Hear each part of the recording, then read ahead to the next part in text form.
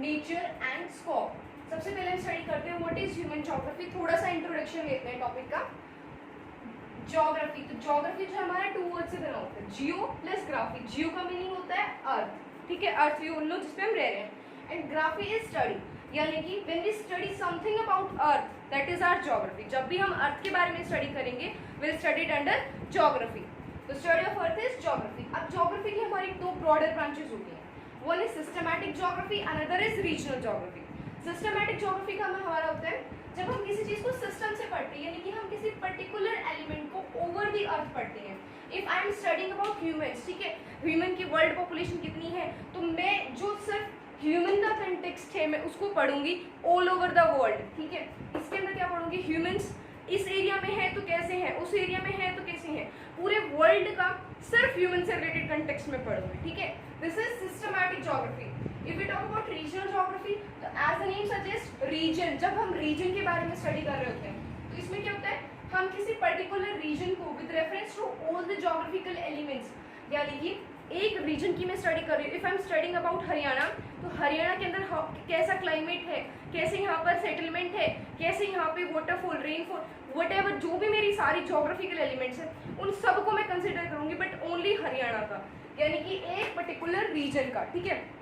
सारे पॉइंट्स में यहाँ पे एक्सप्लेन करेंगे, ठीक है। और सिस्टमैटिक ज्योग्राफी के अंदर क्या होता है, मैं एक कंसेप्ट को ऑल ओवर द वर्ल्ड, यानी कि ऑल ओवर द अर्थ में उसको स्टडी करती हूँ। I hope the difference is clear. अब ये क्या होता है, जो हमारी ह्यूमन ज्योग्राफी है, जो हमारा टॉपिक है, और इस पूरी क्लास 12 के अंदर ह्यूमन ज्योग्राफी से हम स्टडी करने वाले हैं। So what is this human geography? You know geography, geography क्या होता है, geography is study of earth and human is human, we humans. तो जब दोनों से मिलकर कोई वर्ड बन रहा है, इसका मतलब हम ह्यूमंस के बारे में भी स्टडी करेंगे और अर्थ के बारे में भी।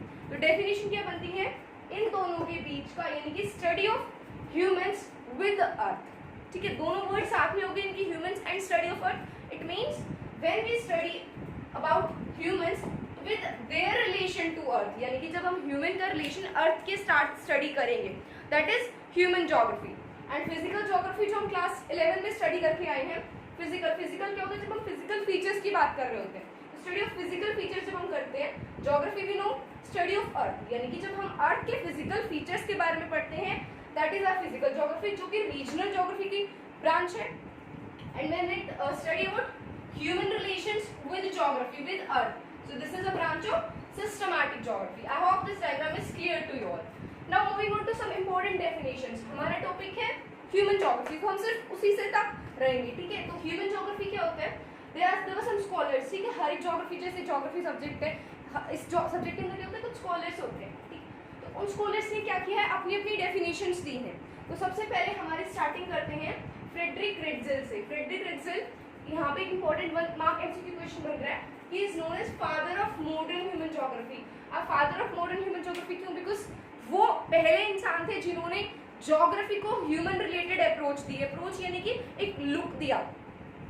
तो इनका सबसे इंपॉर्टेंट वर्क रहा है एंथ्रोपोजियोग्राफी। इट इज अ बुक जिसमें उन्होंने अपने सारे वर्क्स को डिस्क्राइब किया है। तो इनकी डेफिनेशन है synthetic is genuine study of relationship between human and the earth surface, यानी कि ह्यूमन और जब हम अर्थ सरफेस के रिलेशनशिप के बारे में स्टडी करते हैं कि वो दोनों आपस में कैसे रिलेटेड हैं, ठीक है, कैसे उनका कंटेक्स्ट है। अगर human particular, if we talk about northern plains of India, ठीक है, इंडियन हिस्ट्री की बात करते हैं, तो नॉर्दर्न प्लेन्स के अंदर क्या है, एग्रीकल्चर है, डेंस सेटलमेंट है। क्यों, बिकॉज इसका जो प्लेन एरिया है, तो प्लेन एरिया क्या देता है, एग्रीकल्चर के लिए ज्यादा अपॉर्चुनिटीज देता है। तो this is like a human geography. जब हम ह्यूमंस का कंटेक्स्ट, ह्यूमंस का रिलेशन हम अर्थ के फिजिकल फीचर्स के साथ स्टडी कर रहे होते हैं, that is human geography. Another was Miss Ellen Semple. अब ये थी इनकी डिसाइपल जो इनकी फॉलोवर थी, ठीक है, फ्रेडरिक रेटजेल की। But she was a supporter of deterministic thought. Deterministic thoughts क्या होते हैं, जब हम ये बिलीव करते हैं कि जो भी एक्शंस होंगे उनको आउटर फोर्सेस कंट्रोल करेंगे। अगर बारिश होगी तो जस्ट बिकॉज की आउटर फोर्सेस, यानी कि क्या है, क्लाउड्स वगैरह बने, that's was all of that, ठीक है। एग्रीकल्चर हो रही है तो आउटर फोर्सेस क्या होंगे यहाँ पे, एग्रीकल्चर के, बारिश अच्छी होगी। तो ये सारे हम आउटर फोर्सेस जब हम मानते हैं, ऐसा थॉट प्रोसेस जो ये बिलीव करता है कि जितने भी ज्योग्राफिकल एक्शंस होते हैं, ज्योग्राफिकल फिनोमिनन्स होते हैं, वो सभी आउटर फीचर्स की वजह से होते हैं, ठीक है। अब इन्होंने थोड़ी सी चेंज करके डेफिनेशन दी, कंसेप्ट बेसिक चीज सभी की सेम रहेगी, बट सभी आप अपने कुछ पॉइंट्स डालेंगे, कुछ मसाले डालेंगे, ठीक है। तो इन्होंने क्या कहा, study of changing relationship same है between unrestrict main and unstable अर्थ। ये इन्होंने बहुत ही डायनामिक अप्रोच रखी है यहाँ पे, डायनामिक अप्रोच यहाँ पे इन द सेंस कि बहुत ही प्रैक्टिकल अप्रोच इन्होंने रखी थी, ठीक है। तो यहाँ पे उनका क्या था, अनरेस्टिंग मैन, क्योंकि जो मैन की we are studying relation between man and earth, तो मैन इज नेवर रेस्टिंग, क्योंकि मैन जो है इट इज ऑलवेज वर्किंग, है ना। तो जब जो उसके वर्क प्रोसीजर्स है उसकी वजह से अर्थ पे क्या चेंज आ रहा है, तो अर्थ इज ऑल्सो अनस्टेबल, हमेशा सेम नहीं रहती। आज कुछ सिचुएशन है, पहले कुछ सिचुएशन थी और आगे कुछ और सिचुएशंस होंगी, कुछ और फिनोमेनन्स होंगे, तो वो unresting man and unstable earth. Next was Vidal de Blache, he was from France, और उनका वर्क सबसे इंपॉर्टेंट था प्रिंसिपल्स डी ज्योग्राफी ह्यूमन। ये उनकी एक बुक थी जिसमें उन्होंने ज्योग्राफी के बारे में, ह्यूमन ज्योग्राफी के प्रिंसिपल्स को लिखा था। इनकी सबसे इंपॉर्टेंट चीज क्या रही थी, सेम इन्होंने पहले बेसिक चीज ले रखी कि चेंजिंग जो रिलेशनशिप है बिटवीन अर्थ एंड मैन, हम उसको स्टडी करते हैं ह्यूमन ज्योग्राफी के अंदर, बट इन्होंने डिफरेंट चीज क्या दी कि synthetic knowledge of physical laws governing earth, यानी कि इन रिलेशनशिप को स्टडी करने के साथ साथ जो फिजिकल लॉज यानी कि जो आउटर एनवायरनमेंट है, सेम वही डिटरमिनिस्टिक वाली थॉट थी इनकी भी, कि वो जो है हमारी अर्थ को कैसे गवर्न करते हैं, ठीक है। This was about your intro human geography क्या होता है, ठीक है।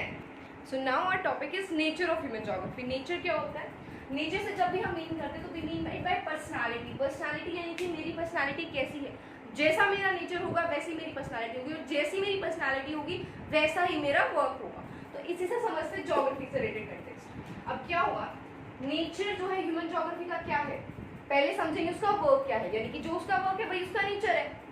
So the work of human geography, its motto, इसके टू वर्ड्स हैं, ह्यूमन एंड जियो। हमें पता है human geography is human, geo is earth, ठीक है।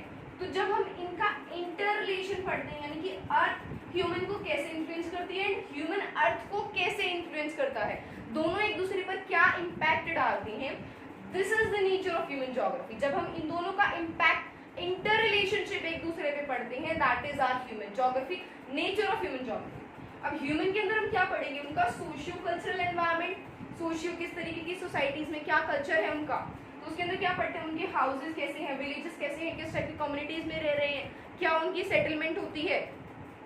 एंड अर्थ के अंदर हम क्या पढ़ते हैं, फिजिकल फीचर्स, सॉइल, क्लाइमेट। तो जब हम ह्यूमन ज्योग्राफी का नेचर पढ़ेंगे तो वी विल स्टडी कि जब हाउसेस बने तो उन्होंने नेचर पर, यानी कि वहाँ की पर्टिकुलर सॉइल पर, क्लाइमेट पर क्या इफेक्ट डाला, और क्लाइमेट ने उन हाउसेस पर क्या इम्पैक्ट डाला। समझ रहे हो, इंटर रिलेशनशिप, क्या इम्पैक्ट वो दोनों चीजों पर डाल रहे हैं, ह्यूमन का अर्थ पे एंड अर्थ का ह्यूमन पे। सिंपल है, बस इतना ही है नेचर ऑफ ह्यूमन ज्योग्राफी की, when we study the inter relationship between them. हमारा टॉपिक है naturalization of human and humanization of nature. So let us study what are these concepts. सबसे पहले हम स्टडी करते हैं नेचुरलाइजेशन ऑफ ह्यूमन। इस concept के अंदर क्या होता है, इसको थोड़ा सा स्टोरी की तरह समझने की कोशिश करते हैं, ठीक है। हिस्टोरिकल टाइम्स की अगर मैं बात करूँ, हिस्टोरिकल टाइम्स हमारा पीछे वाला टाइम था, ठीक है। उस टाइम पे क्या था, ह्यूमन के पास टेक्नोलॉजी नहीं थी, इट वॉज वेरी लो, ठीक है। ह्यूमन एंडेवर भी लो था। अब टेक्नोलॉजी नहीं है तो उसके पास पावर भी नहीं है। आज हमारे पास टेक्नोलॉजी है, इसीलिए तो आज हमारे पास पावर है, ठीक है। तो यहाँ पे क्या है, नाइदर टेक नॉर पावर। तो क्या हुआ, dependence of nature was increased, यानी कि जब हमारे पास टेक्नोलॉजी नहीं थी तो हम डिपेंडेंस नेचर पे हम ज्यादा डिपेंड रहते थे, ठीक है।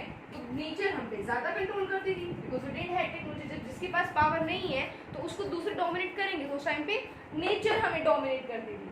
और इसी कंसेप्ट को हमने कहा एनवायरमेंटल डिटर्मिनिज्म, जिसको हम कहते हैं, इसी का दूसरा नाम है नेचुरलाइजेशन ऑफ ह्यूमन, कि ह्यूमंस का नेचुरलाइजेशन बनना।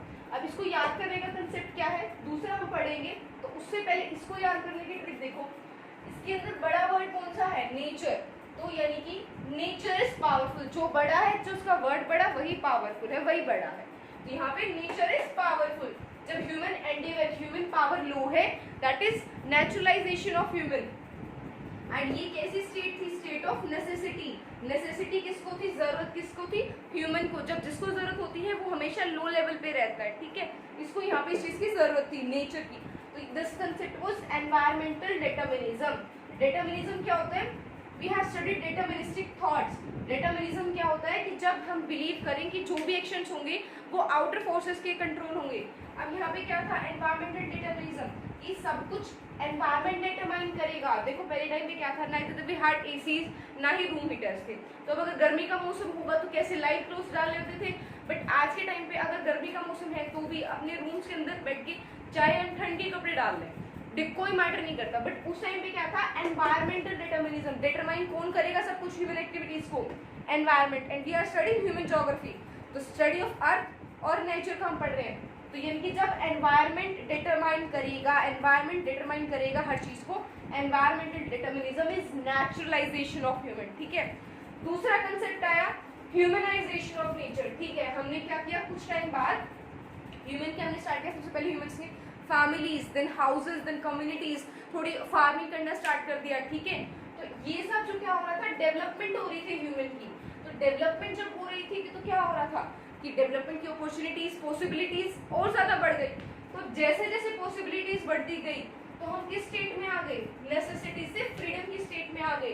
क्यों, क्योंकि अब क्या था, हमें अगर भूख लगे तो हमारे पास स्टोर है खाने का, हम उसको यूज कर सकते हैं। डायरेक्टली नेचर पे डिपेंड होने की जरूरत नहीं कि अभी मेरे को भूख लगी है तो अभी मैं फॉरेस्ट एरिया में जाऊंगी और वहां से कुछ तोड़ के लाऊंगी और मैं खाऊंगी। तो मैंने क्या किया, मेरी थोड़ी सी पावर बढ़ने लगी, थोड़ा सा ह्यूमन एंडेवर बढ़ना स्टार्ट हुआ। तो मैंने क्या किया, मैं नेसेसिटी की स्टेट से फ्रीडम की स्टेट पे आ गई। तो अब ये फ्रीडम की स्टेट पर आते आते इतनी ज्यादा हम फ्रीडम की स्टेट पर आ गए कि आज के टाइम पे हमने नेचर को ही ह्यूमनाइज्ड कर दिया, यानी कि नेचर को अपनी नीड्स के अकॉर्डिंग चेंज कर दिया। तो इसकी वजह से क्या हुआ, ह्यूमनाइजेशन ऑफ नेचर की वजह से हमारी सबसे मेजर प्रॉब्लम्स क्या आई, हमारी अर्थ पर क्या इम्पैक्ट हुआ। यहाँ पे क्या था, ह्यूमंस पे इम्पैक्ट था कि ह्यूमंस की डेवलपमेंट नहीं हो पा रही थी, और यहाँ पे क्या हो रहा है, ह्यूमनाइजेशन ऑफ नेचर के अंदर अर्थ पे इम्पैक्ट। तो क्या नेगेटिव इम्पैक्ट्स हुए, global warming, ozone layer depletion, air pollution, जितनी भी हमारी अर्थ को डैमेज हो रहा है वो ह्यूमन की वजह से हो रहा है। और हमें पता है ह्यूमन ज्योग्राफी में दोनों ही इंटर रिलेटेड है एक दूसरे पर। तो इससे क्या हुआ, हम पर भी इफेक्ट पड़ रहा है। क्या एयर पोल्यूशन सिर्फ अर्थ को नुकसान पहुंचा रहा है, अल्टीमेटली नुकसान तो हमें ही पहुंचा रहा है, हम नहीं किया। This inter relation, humanisation of nature, again हमने पढ़ा था कि जो वर्ड बड़ा होगा वही डोमिनेट करेगा। तो यहाँ पे ह्यूमन बड़ा है तो human is dominating here, humanisation of nature, and this is naturalisation of human. I hope the both the concepts clear हैं, और क्वेश्चंस बहुत बार आता है इन्हीं दोनों कांसेप्ट से। नेचुरलाइजेशन ऑफ ह्यूमन क्या होता है, नेचुरलाइजेशन ऑफ ह्यूमन हमारा जब हम मानेंगे कि ह्यूमन की पावर बहुत लो है, नेचर इज पावरफुल। कैसी स्टेट है, नेसेसिटी, हमें जरूरत है, हम बहुत ज्यादा डिपेंडेंट है, बट ह्यूमन डेवलपमेंट लो है। यहाँ पे ह्यूमन डेवलपमेंट ज्यादा हुई, टेक्नोलॉजी आई ह्यूमन के पास। तो जैसे टेक्नोलॉजी आई हमने क्या करना स्टार्ट कर दिया, वी स्टार्टेड आर डेवलपमेंट हुई तो हमने क्या किया, हमने नेचर को भी इम्पैक्ट कर दिया, ह्यूमन इज बिकम पावरफुल। ठीक है, अभी इन दोनों में ही कुछ नेगेटिव एस्पेक्ट्स है। यहाँ पर ह्यूमन की डेवलपमेंट नहीं हो रही और यहाँ पर ह्यूमन की डेवलपमेंट हो रही है, तो हमारे अर्थ को बहुत ज्यादा हार्म हो रहा है। और हमने कंसेप्ट पढ़ा है सस्टेनेबल डेवलपमेंट, ये कंसेप्ट बहुत लेट आया, तो ये हमें थोड़ा पता है। क्या होता है कि हम ऐसी डेवलपमेंट जो आज की नीड्स फुलफिल हो जाए, ना एनवायरमेंट को इम्पैक्ट हो, ना आगे आने वाली जनरेशन को इम्पैक्ट हो। तो this is a mid way, right. ऐसा ही कुछ मिड वे ग्रिफ्थ टेलर ने निकाला इन द 1940s यानी कि सस्टेनेबल डेवलपमेंट से पहले का कंसेप्ट है। तो इस कंसेप्ट के अंदर उन्होंने क्या कहा, उन्होंने कहा ऑस्ट्रेलिया के अंदर क्या होता है, हम लोग बहुत ज्यादा एग्रीकल्चर प्रैक्टिसेस कर रहे थे। ठीक है, तो वहां पे क्या होने लग गया, बहुत ज्यादा एक्सेसिव रेनफॉल होने लग गई। तो क्या हुआ, हमने इसके अंदर स्टडी किया था। यहाँ पे क्या होता है, ह्यूमन ओबे करता है नेचर को, ठीक है, उसकी रैथ, फ्यूरी यानी कि उसके गुस्से से डरता है, उसकी वर्शिप करता है, इसके लिए मदर अर्थ हो जाती है। और यहाँ पे उसने क्या कहा कि जब ये बारिश हो रही है, ये साइन है नेचर का कि रुक जाओ और आगे मत करो वरना तुम्हारा डिस्ट्रक्शन होगा। तो इसी कंसेप्ट को उन्होंने एक एग्जांपल के थ्रू एक्सप्लेन किया है, दैट इज ट्रैफिक लाइट वाला जो एग्जांपल है उसके थ्रू उन्होंने एक्सप्लेन किया। वो कहते हैं कि ह्यूमन बींग्स ट्रैफिक कंट्रोलर की तरह है, जो ये चेंज नहीं कर सकते कि आप कितना रेट रहेगा आपकी डेवलपमेंट का, ये चेंज कर सकते हो कि किस डायरेक्शन में जाएगा वो रेट। तो लेटेस्ट स्टडी क्या उन्होंने एक्सप्लेन करना चाहा, उन्होंने कहा रेड लाइट जैसे हम एक्सप्लेन करते हैं stop, Y yellow be ready, G is green. तो यहाँ पे क्या था, रेड इज टू स्टॉप, यानी कि जब नेचर की ऐसा रेड सिग्नल्स आ जाए तो स्टॉप योर डेवलपमेंट, उन एक्टिविटीज को करना बंद कर दो, रिड्यूस देम। एंड जब नेचर बोले परमिटिंग यू, जब लगे कि हाँ नेचर इज परमिटिंग अस, तो अपनी डेवलपमेंट स्टार्ट कर दो। तो उन्होंने कहा ह्यूमन बीइंग एक ऐसा है जो अपनी डेवलपमेंट को किसी भी डायरेक्शन में कर सकता है, बट उसे इतनी स्पीडली नहीं बढ़ना चाहिए अगर वो एक्चुअल में समझदार है तो। क्योंकि क्या चाहिए इसके अंदर, उन्होंने क्या कहा, ना ही तो हमें नेसेसिटी की जरूरत है, नेसेसिटी की हमने कि ह्यूमन नेचर पे कंप्लीटली डिपेंडेंट रहे, और ना ही हमें एक्सेसिव फ्रीडम की जरूरत है, ना ही हमें इस वाले कंसेप्ट की जरूरत है कि ह्यूमन डेवलपमेंट इतनी हो जाए कि सब कुछ तहस नहस। तो हमें चाहिए एक मिडवे कि ह्यूमन पे इतनी ज्यादा डिपेंड भी ना रहे और इतना ज्यादा डेवलप भी ना हो जाए कि वो अर्थ को ही डिस्ट्रॉय करना स्टार्ट कर दे। तो this midway was known as neo determinism और stop and go determinism. And you know determinism का मतलब क्या होता है कि जब भी हम, डिटरमिनिज्म की बहुत इंपॉर्टेंट कंसेप्ट है, पूरे चैप्टर के अंदर आया है कि जब भी हमारे एक्शंस एनवायरनमेंट से डिटरमाइन होते हैं, एनवायरनमेंट से इम्पैक्ट होते हैं, तो दिस इज नियो डिटरमिनिज्म। यानी कि डिटरमिनिज्म एनवायरनमेंट इम्पैक्ट हो बट नियो एक मिडवे हो। स्टॉप एंड गो डिटरमिनिज्म यानी कि जब नेचर बोले रुक जाओ तो stop, when nature is permitting you तो डू योर डेवलपमेंट। ये वाला जो मिडवे कंसेप्ट था this was neo determinism and ये बहुत इंपॉर्टेंट कंसेप्ट है। इसके अंदर एक और माना गया कि nature will let you happen, यानी कि जो नेचर है it will allow you for a development, कर देगी बोलाओ, but it can be conquered only by obeying हर।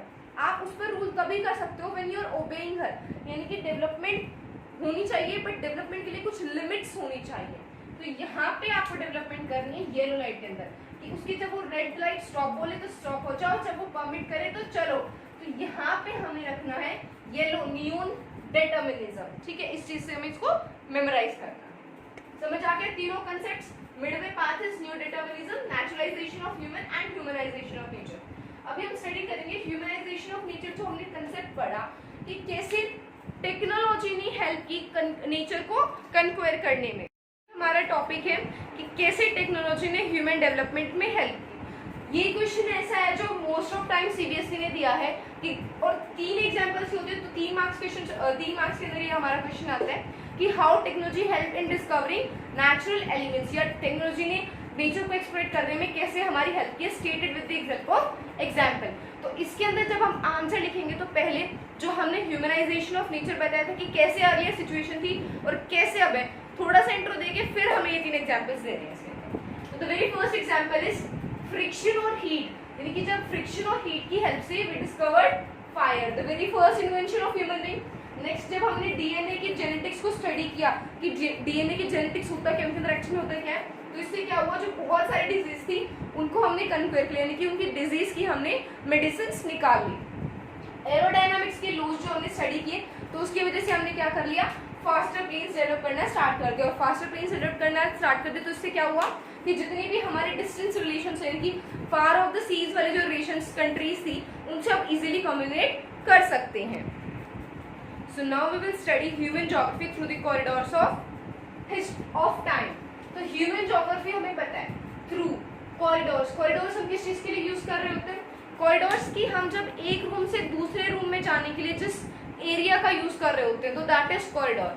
अब यहाँ पे इसका क्या रिलेशन है, यानी कि जब हम ह्यूमन ज्योग्राफी के एक एरा से दूसरे एरा में जब हम एंटर करते हैं तो उस टाइमलाइन को समझने के लिए कॉरिडोर्स ऑफ टाइम, और we can say history of human geography कि ह्यूमन ज्योग्राफी आज जो है वो कैसे आई, पहले उसको कैसे माना गया, क्या उसकी हमने अप्रोचेस रखी। तो अब ये दूसरा इनका नाम है what were the 6 approaches towards human geography.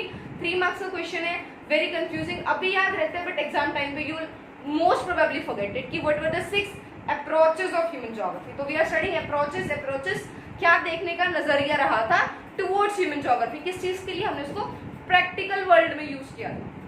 तो very first was colonial period, सबसे पहले हम कॉलोनियल पीरियड की बात कर रहे होते हैं। तो उस टाइम पे हमारा ज्योग्राफी यानी कि ज्योग्राफी जब हम बात करते हैं तो उस टाइम पे रिसोर्सेज, लैंड, हमने इस चीज को समझा। तो उस टाइम पे क्या इंपॉर्टेंट रही होगी, इंपीरियल ट्रेड रूल्स, कि ट्रेड करना है, उनको डोमिनेट करना है, उनको अपनी कॉलोनी बनाना है।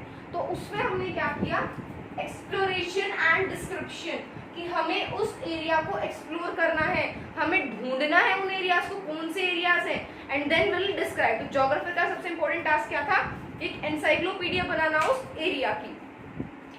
दूसरा फेज हमारा, दूसरी अप्रोच क्या थी, रीजनल एनालिसिस।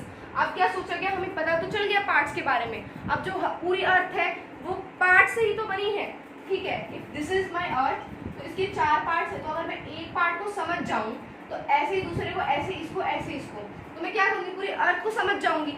तो अब यहाँ पे हमने क्या करना स्टार्ट कर दिया, रीजनल एनालिसिस की, एक रीजन का पूरा एनालिसिस करना हमने स्टार्ट कर दिया, ठीक है, उसको पूरा समझना स्टार्ट किया। तो रीजनल एनालिसिस, दो हमारी अप्रोच हो गई कॉलोनियल पीरियड की, exploration and description for the trade reasons and regional analysis to understand the whole earth. Second was 1930s। 1930s का कौन सा टाइम था, जब वर्ल्ड वॉर्स हो रही थी। वर्ल्ड वॉर 1 जो हमारी 1914-18 में हो चुकी थी, देन सेकेंड वर्ल्ड वॉर जो हमारे यहाँ पे टाइम पीरियड था, जो पूरी वास्ट डिस्ट्रक्शन जिसके अंदर हुआ था। ये क्यों इंपॉर्टेंट था, यहाँ पे हमने क्या अप्रोच रखी, एरियल डिफरेंशिएशन। उस टाइम पे क्या था कि मुझे उस पर्टिकुलर एरिया को अपने अंडर लेकर आना है, उस पर पूरी तरीके से डोमिनेट करना है, तो उसको हराना है। तो मुझे जब जिस एरिया को हराना है, मुझे पता होना चाहिए कि वहां पर क्या ऐसा यूनिक है, क्या उसकी यूनिकनेस है।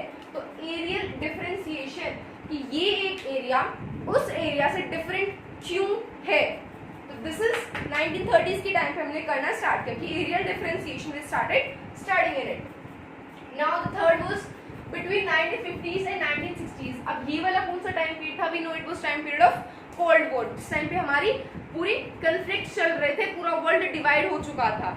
तो यहाँ पे क्या हो रहा था 1950s 1960s के अंदर, we did स्पार्टियन ऑर्गेनाइजेशन। स्पार्टियन ऑर्गेनाइजेशन क्या होता है, जब हम चीजों को स्पेस के अकॉर्डिंग, एरिया के अकॉर्डिंग ऑर्गेनाइज करना स्टार्ट कर देते हैं। कि सपोज कि अब यहाँ पे हमने क्या स्टार्ट किया, मैपेबल पैटर्न्स की, this is the map of India, ठीक है, इमेजिन इट, मैप है इंडिया का।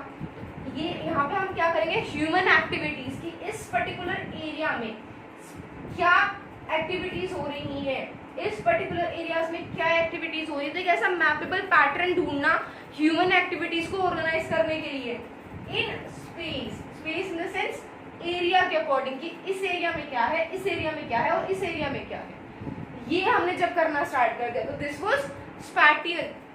स्पैटियल वर्ड का मीनिंग क्या है, इन एरिया की, लैंड फीचर्स की जब हम बात कर रहे होते हैं कि इस एरिया में कैसा वर्क होता है, इस एरिया में कैसा वर्क होता है। ह्यूमन एक्टिविटीज को जब हमने स्टडी करना स्टार्ट कर दिया, यहाँ पे क्या स्टडी किया, अगर उस रीजन में हाइयर रेनफॉल है तो मैं क्या एक्टिविटीज वहां पर कर सकती हूँ, अगर उस रीजन में लो रेनफॉल है, टेम्परेचर हाई है, तो कैसे मैं उस एरिया को यूज कर सकती हूँ। तो स्पार्टियल ऑर्गेनाइजेशन जब ह्यूमन एक्टिविटीज को स्पेस के अकॉर्डिंग मैप में प्रेजेंट करना स्टार्ट कर दिया गया, तो दिस वाज स्पार्टियल ऑर्गेनाइजेशन 1950s और 60s के टाइम पे। The next one is 1970s। 1970s क्या हो रहा था, यहाँ पे थोड़ी थोड़ी लोगों में आनी स्टार्ट हो गई थी कि हाँ दिस इज ज्योग्राफी, थोड़ी अवेयरनेस आनी स्टार्ट हो गई थी। तो यहाँ पे हमारे 3 स्कूल आए, humanistic, radical and behavioural. Humanistic जब हम ह्यूमन अप्रोच के थ्रू स्टडी करेंगे, रेडिकल रैशनल थिंकिंग रखेंगे, बहुत ही क्रिटिकल थिंकिंग रखेंगे, सोच समझ के काम करेंगे। बिहेवियरल यानी कि ह्यूमन ज्योग्राफी जो मैंने बताया, नेचर के उसके बिहेवियर को स्टडी करना। बट यहाँ पे क्या हुआ, यहाँ पे इतना ज्यादा यूज हुआ फिजिकल लॉज का कि डायरेक्टली फिजिकल लॉज जो भी है फॉर्मूला अप्लाई करो, रियलिटी में निकालो। तो यहाँ पे डिफरेंस क्या था, क्या इसका नेगेटिव आउटकम था कि मैंने जो चीज मैं अगर उसको मैप पे कर रही हूँ, जरूरी नहीं है वही सेम चीज रियल लाइफ में हो, क्योंकि वी हैव स्टडीड कि अर्थ भी चेंजिंग है और मैन भी अनरेस्टिंग है, तो वो सेम नहीं हो सकता क्योंकि फिजिकल लॉज है वो फिक्स है और जो ह्यूमन एक्टिविटीज है और अर्थ है वो एवर चेंजिंग है, तो वो चीजें सेम नहीं हो सकती। तो इसका नेगेटिव एस्पेक्ट यही रहा सबसे इंपॉर्टेंट, क्योंकि इसको क्या माना गया, इसको हमने कंसिडर करना स्टार्ट कर दिया कि नहीं भाई यहाँ पे ऐसी बात नहीं बनी। ये एक ऐसा हमारी अप्रोच निकल के आई। देखो we have studied spatial organization के अंदर हमने मैप्स में इंक्लूड किया था, तो इसको हमने कंसिडर किया था कि इट वाज क्वांटिटेटिव रेवोल्यूशन, क्योंकि मैप्स का बहुत ज्यादा यूज होने लगा। तो यहाँ पे हमने क्या किया, हमने थॉट्स बना दिए इसके नेगेटिव एस्पेक्ट को ओवरकम करने के लिए, किसके, स्पैटियल ऑर्गेनाइजेशन के एस्पेक्ट को ओवरकम करने के लिए 1970s में ये 3 स्कूल्स ऑफ थॉट आए कि हम थोड़ा सा रियलिटी बेसिस पे चले थे। बट यहाँ पे क्या हुआ, यहाँ पे इसका वर्ल्ड वाइड इम्पैक्ट नहीं हुआ, इतना ज्यादा कॉमन नहीं हुई वो चीज। बट क्या हुआ, 1990s के आते आते हमारा पोस्ट मॉडर्निज्म अप्रोच आई। यानी कि जितनी भी यूनिवर्सल थ्योरीज दे रखी है उनको रियल वर्ल्ड में लोगों ने क्वेश्चन करना स्टार्ट कर दिया कि एक्सप्लेन दिस। आपने लिख तो दिया इस चीज को, बट हमारे ऊपर मुझसे क्या रिलेशन है उस चीज का जो आपने ये थ्योरी दी है। ठीक है, अभी लास्ट टॉपिक के चैप्टर का विल बी कवरिंग इट। अभी लास्ट टॉपिक है कि geography is a very interdisciplinary subject. Disciplinary subject है इन द सेंस कि उसका रिलेशन दूसरे फील्ड्स जो सब फील्ड्स हैं ज्योग्राफी के प्लस जो हमारे साइंस के सब फील्ड्स हैं उनसे बहुत ज्यादा रिलेशन है। ठीक है, जैसे हमने क्लास 11 के अंदर भी हम स्टडी किया था oceanography and all this sense हमने स्टडी किया था। अब भी हम स्टडी कर रहे हैं सब फील्ड्स और उसका इंटरफेस विद सब डिसिप्लिनरी साइंस सब्जेक्ट्स। तो सबसे पहले हम स्टडी करते हैं social geography. Social geography is a geography. अब इसका जो हमारा सिस्टर डिसाइपल है उसके साथ क्या रिलेशन है। The very first is behavioural geography. जब हम बिहेवियरल ज्योग्राफी स्टडी करते हैं उसी को हम साइंस के अंदर साइकोलॉजी कहते हैं। दोनों सेम है, डिसिप्लिन क्या इंटर रिलेशन है उनका। Next is geography of social. जब हम पढ़ते हैं we call it welfare economics. Geography of leisure जब हम पढ़ेंगे we call it sociology.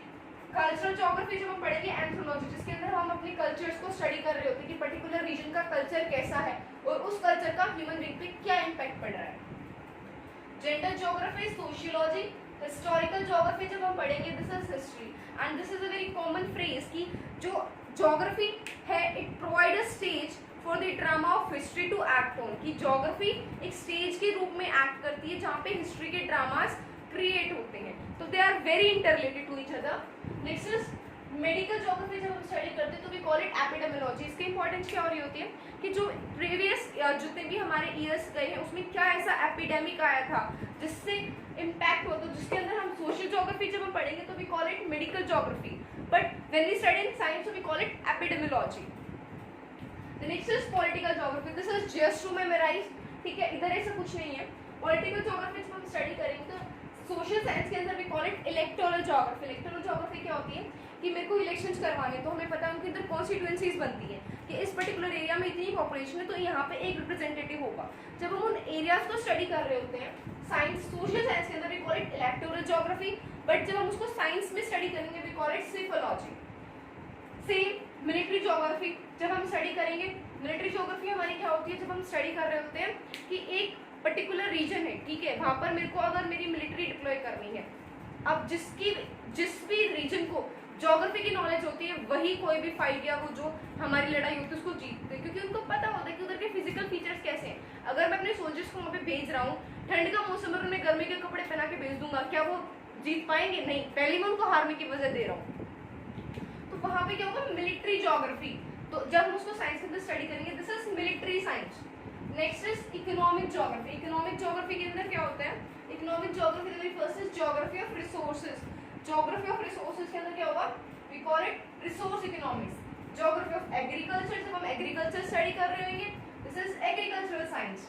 Geography of industries, हमें पता है इंडस्ट्रीज हम इनको स्टडी करते हैं, बट वही अगर हम इनको साइंस में स्टडी करेंगे we call it industrial economics.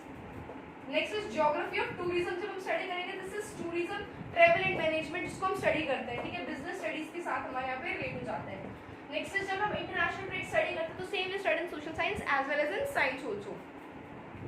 Next is population geography, जब हम पॉपुलेशन ज्योग्राफी को स्टडी कर रहे होते हैं तो वी कॉल इट डेमोग्राफी। ठीक है, this was all for today's topic. ठीक है, I hope you understand each and every concept very well. If you don't, do let me in the comment section. कोई भी डाउट हो इससे related, कोई भी डेफिनेशन, कुछ भी पॉइंट ऐसा है जो क्लियर नहीं हुआ है और you want me anything to ask about this, so do let me know in the comment section and do subscribe my channel.